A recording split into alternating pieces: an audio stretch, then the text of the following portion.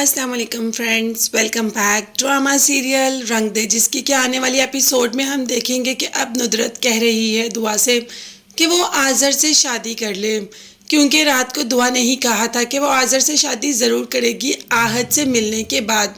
और अब तो दुआ आहद से मिल आई, अब तो सारी गलत फहमियाँ भी दूर हो गई, मगर एंड टाइम पर दुआ ने आज़र से शादी के लिए इनकार कर दिया, जबकि माँ ने कहा कि आज़र अच्छा लड़का है और तुम्हारे बाबा उसको ज़ुबान दे चुके हैं।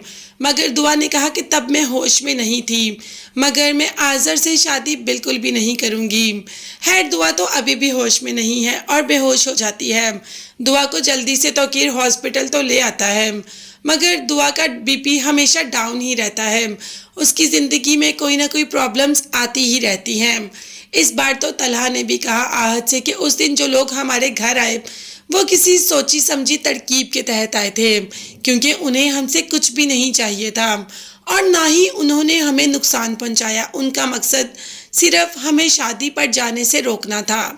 अब ये बात तो आहद को भी समझ आ गई कि आखिर उस दिन ऐसा कौन कर सकता है, लेकिन वो सबके सामने सबूतों के साथ आएगा। अगर ऐसे सबको नाम बता दिया तो कोई भी उसकी बात पर यकीन नहीं करेगा। वो ये भी जानता है कि तौकीर के साथ एक इंसान और इन्वॉल्व है, और वो इंसान कोई और नहीं, वो इंसान आज़र है जो कि दुआ से शादी करना चाहता है। आहद को ये भी पता चल जाएगा कि अब दुआ के लिए आज़र का रिश्ता आ चुका। यहाँ पर घर वालों ने कहा कि ये शादी तो टूट गई, मगर आहद ने कहा कि नहीं मॉम, ये शादी बिल्कुल भी नहीं टूटी। जो लोग वो यहाँ पर कह के गए, जिस बात का आप बुरा मना रहे हैं, तो उनकी बेटी की बारात एंड टाइम पर नहीं पहुँची और उनका ये सब कहना बनता है। हम भी तो बेटी वाले हैं, अगर हमारे साथ ऐसा हुआ होता तो बताएं हम कैसा रिएक्ट करते। हमारा रिएक्शन इससे भी शदीद होना था। उसी दौरान आहद को पता चल जाता है कि दुआ हॉस्पिटल में है, तो आहद यहाँ से सब कुछ छोड़कर सीधा हॉस्पिटल पहुँच जाता है।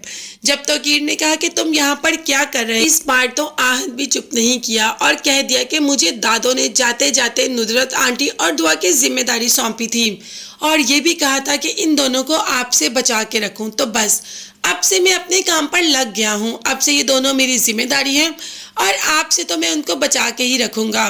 तौकीर ने कहा कि क्या ये ऑल फॉल बक रहे हो, जिस पर आहद ने कहा कि अब मैं कोई ऑल फॉल नहीं बक रहा, आपकी सच्चाई तो सबके सामने सबूतों के साथ लेकर आऊँगा।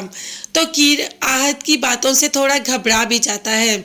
अब देखते हैं कि तौकीर की ये घबराहट मुसलसल है या सिर्फ वक्ती। ये देखने के लिए चैनल को ज़रूर सब्सक्राइब कीजिएगा। नेक्स्ट वीडियोस तक के लिए अल्लाह हाफिज़, bye bye and take care.